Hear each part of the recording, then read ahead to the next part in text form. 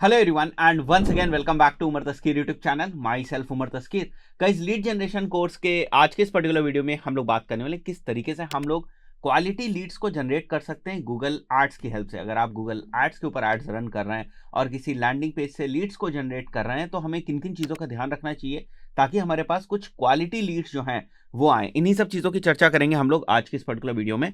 So let's begin this tutorial. और मेरे पास लगभग यहाँ पर 6 टिप्स हैं आप लोगों के लिए, बहुत ही ज़बरदस्त टिप्स हैं ये, और इन चीज़ों को मैं यूज़ करता हूं। अगर आप भी इसको प्रैक्टिस में लाएंगे तो डेफिनेटली आपकी जो क्वालिटी ऑफ लीड्स है वो इंप्रूव होंगी। तो जो सबसे पहली टिप है वो रिलेटेड है कीवर्ड से। देखिए होता क्या है, कई बार आप इस चीज़ को समझने की कोशिश नहीं करते हैं कि फॉर एग्जाम्पल अगर आपने अपने कीवर्ड्स के अंदर ब्रॉड मैच के कीवर्ड्स को रख लिया तो ब्रॉड मैच के कीवर्ड्स की वजह से बहुत सारे डिफरेंट डिफरेंट क्वेरीज के ऊपर आपका ऐड दिखेगा। अब डिफरेंट डिफरेंट क्वेरीज के ऊपर आपका ऐड दिख रहा है तो उन क्वेरीज से लोग क्लिक कर रहे हैं आपके ऐड के ऊपर, आपके लैंडिंग पेज के ऊपर जा रहे हैं, वहां पर फॉर्म सबमिशन भी कर रहे हैं। बट आपने क्या समझा कि वो जो क्लिक आई हमारी वो एक ऐसी क्वेरी के ऊपर आई थी या इस टाइप की क्वेरी से आई थी जो बेसिकली उतना रिलेवेंट नहीं हमारे बिजनेस के, या वो वाली जो क्वेरी थी बहुत ही top of the funnel query थी। क्योंकि आपके जो कीवर्ड्स हैं वो ब्रॉड मैच में सेट हैं तो इसलिए आपके कीवर्ड्स की वजह से वो क्वेरी के ऊपर आपका ऐड दिख गया, बट वो एग्जैक्ट जो सर्विसेज आप ऑफर कर रहे हैं या एग्जैक्ट जिस टाइप की क्वेरीज के ऊपर आप अपने ऐड को दिखाना चाहते हैं उसके लिए वो नहीं था। फाइन, तो आपको थोड़ा सा कीवर्ड्स के ऊपर, उनकी जो इंटेंट है उसके ऊपर, उसका जो मैच टाइप है उसके ऊपर, रिलेवेंसी के ऊपर, कीवर्ड्स की एड कॉपी के साथ रिलेवेंसी, कीवर्ड्स की लैंडिंग पेज के ऊपर रिलेवेंसी, इन सबको आपको समझना पड़ेगा। आप खुद से इस चीज को थोड़ा सा टेस्ट करने की कोशिश करें कि अगर मैं इस पर्टिकुलर लैंडिंग पेज के ऊपर जाऊंगा तो क्या मैं कोई कन्वर्जन करूंगा। इस टाइप से जितना आप खुद से सोचेंगे, खुद से उसको चेक करने की, क्रॉस चेक टाइप से करने की कोशिश करेंगे, उतना बेहतर तरीके से आप गूगल एड्स रन कर पाएंगे। फाइन, तो ये पहली टिप थी जहां पर आपको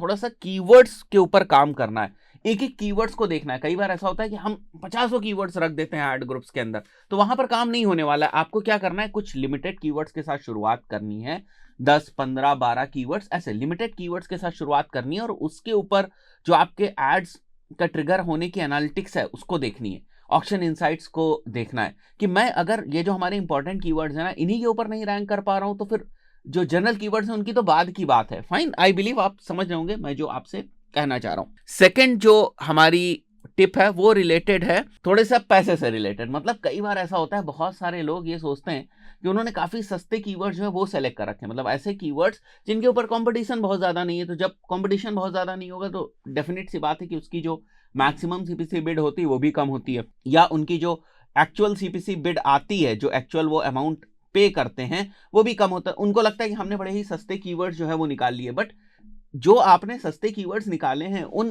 कीवर्ड्स से आपको बेहतर लीड्स नहीं मिलेंगी। अगर लीड्स मिल भी गई आपको तो क्वालिटी लीड्स नहीं मिलेंगी। फाइन, तो इसके लिए शुरुआत में इट इज वेरी इंपॉर्टेंट कि you invest in some good keywords. ठीक है, आप दूर रहे थोड़ा सा चीप कीवर्ड से। चीप का मतलब यही है कि जो इररिलेवेंट कीवर्ड्स हैं उनसे दूर रहें। शुरुआत में कोशिश यही करें कि आप जो रिलेवेंट कीवर्ड्स हैं, आपके बिजनेस के अकॉर्डिंग जो कीवर्ड्स हैं उन्हीं के ऊपर आप शुरुआत में पैसा लगाएं।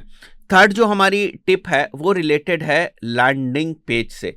फाइन, तो लैंडिंग पेज का खाली एग्जिस्ट होना आपको बेहतर लीड्स नहीं दिखाएगा।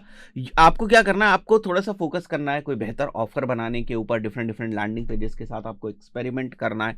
इंपॉर्टेंस जो होती है ना लैंडिंग पेज की वो बेसिकली आपको समझनी है। आप वेबसाइट से बहुत ज्यादा लीड्स नहीं जनरेट कर सकते। आप सोचिए कि मैंने एक नॉर्मल वेबसाइट बना रखी है, बस दैट्स इट, मैंने बस अपने बिजनेस के बारे में उस वेबसाइट के ऊपर मेंशन कर दिया। अब मैं कहीं से भी किसी भी तरीके का ट्रैफिक लेकर आऊंगा, गूगल ऐड से ट्रैफिक लेकर आऊंगा तो मेरे को बहुत सारी लीड्स मिलेंगी, ऐसा होने वाला है नहीं। तो आपको लैंडिंग पेज की एक्चुअल इंपॉर्टेंस जो है वो समझनी पड़ेगी। आज के टाइम में बहुत सारे ऐसे एजुकेशनल इंस्टीट्यूट्स, कोचिंग इंस्टीट्यूट्स के साथ काम करते हैं जिनकी वेबसाइट्स बहुत पावरफुल हैं, स्टिल हम वहां पर ट्रैफिक नहीं लेकर जाते। हम उनके लिए अलग से लैंडिंग पेज बनाते हैं और वहां पर ट्रैफिक लेकर जाते हैं। कई बार हम 2-2 3-3 महीने में ऑफर्स के साथ लैंडिंग पेजेस को स्विच करते रहते हैं। तो ये बहुत इंपॉर्टेंट चीज है, इसकी इंपॉर्टेंस को आपको समझना पड़ेगा। मतलब इस पूरी जर्नी में, यूजर की जो पूरी जर्नी होती है फ्रॉम एक क्वेरी करने से लेकर आपके लैंडिंग पेज पर आने तक और वहां पर लीड सबमिट करने तक, ये पूरी एक जर्नी, इसमें कोई भी लूप होल आप नहीं रख सकते, नहीं रखना चाहिए हमें। फाइन, उसके बाद फोर्थ जो आप लोगों के लिए टिप है वो ये है, आपको एक्सटेंशंस का इस्तेमाल करना है। एक्सटेंशंस आपके CTR को इंक्रीज कर देते हैं, ज़्यादा चांसेस होते हैं कि लोग आपके लैंडिंग पेज के ऊपर लैंड करें। इसी के साथ जो हमारा लीड फॉर्म वाला एक्सटेंशन, मैंने कई अकाउंट्स को ऑडिट करते हुए देखा हुआ है कि वो लोग लीड फॉर्म के एक्सटेंशंस को यूज़ नहीं करते। आप लीड फॉर्म के एक्सटेंशन को भी यूज़ करें, वो बेसिकली आपके लिए एक एडिशनल एक्सपोजर दे देता है, एक एडिशनल पोटेंशियल बना देता है लीड्स को कैप्चर करने का।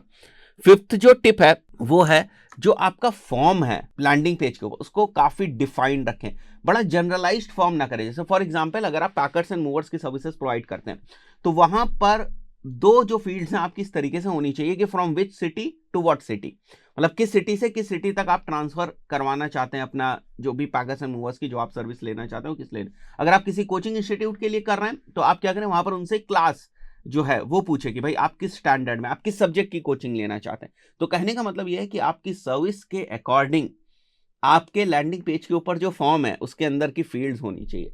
बड़ा जनरलाइज्ड फॉर्म नहीं होना चाहिए, कुछ भी आपने लिख दिया फॉर्म के ऊपर, कुछ भी कॉल टू एक्शन डाल दिया, बस नाम, ईमेल, फोन नंबर, आप इस चीज को कलेक्ट करें। नहीं, वो जो आप सर्विस प्रोवाइड कर रहे हैं उससे रेजोनेट करना चाहिए, उससे रिलेट करना चाहिए आपका फॉर्म, राइट। आई बिलीव ये चीज भी आपको क्लियर हो गई होगी। उसके बाद जो सिक्स्थ टिप है वो बेसिकली रिलेटेड है बिडिंग स्ट्रैटेजी से लेकर। आपको क्या करना है, आप जैसे कन्वर्जन अगर आप डिफाइन करते हैं, भाई फॉर्म के फिल होने को आप कन्वर्जन डिफाइन करेंगे, गूगल एड्स के अंदर कन्वर्जन आप शो कराएंगे, तो आप कोशिश करें कि उस कन्वर्जन के साथ उस कन्वर्जन की जो वैल्यू है उसको भी आप एसोसिएट करें, मतलब वैल्यू भी वहां पर डिफाइन करें, ताकि भविष्य में जब आपको कन्वर्जन वैल्यू वगैरह पे कैंपेन सेट करने हो तो आपको कोई प्रॉब्लम ना आए। बहुत लंबे समय तक आप मैक्सिमाइज क्लिक्स के ऊपर काम नहीं कर सकते।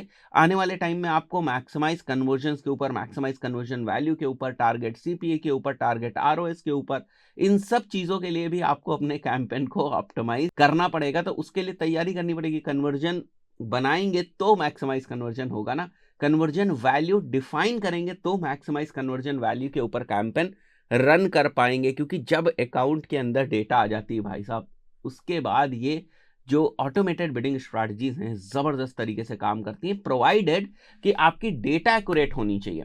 फॉर एग्जांपल अगर आपने कन्वर्जन ही गलत डिफाइन कर दिया, लेट से आपने नॉर्मल पेज व्यू को कन्वर्जन डिफाइन कर दिया, तो उसके बाद आप कहो कि मेरे को फॉर्म फिल का कन्वर्जन आ जाए, तो नहीं आएगा ना, बिकॉज अकाउंट जो है उसको गलत डेटा ही मिली हुई है, उसको पता ही नहीं है सही तरीके से कि आपका कन्वर्जन फॉर्म फिल है ना कि पेज व्यू। तो ये कुछ चीजें ये बेसिक्स हैं बेसिकली। अगर हम बेसिक्स के ऊपर पकड़ रखेंगे ना, बेसिक्स को ध्यान में रखेंगे, तो ऑटोमेटिकली चीजें इंप्रूव हो जाएंगी।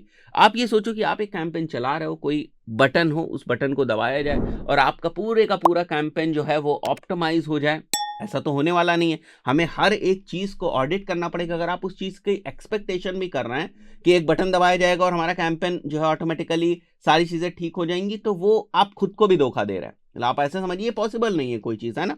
तो आई बिलीव अभी आपको बेसिक्स फंडामेंटल समझ में आ गए होंगे। अगर आप इनके ऊपर ठीक से काम करेंगे तो बहुत सारे आपको इंप्रूवमेंट्स देखने को मिलेंगे। जैसे मैंने आपको बताया, पहला वाला पॉइंट बहुत ही ज्यादा इंपॉर्टेंट, यहाँ पर मैंने कीवर्ड्स के बारे में बताया। आशा करता हूँ वीडियो आपको पसंद आया होगा। इस पर्टिकुलर वीडियो में इतना ही, मिलते हैं नेक्स्ट वीडियो में। Till then good.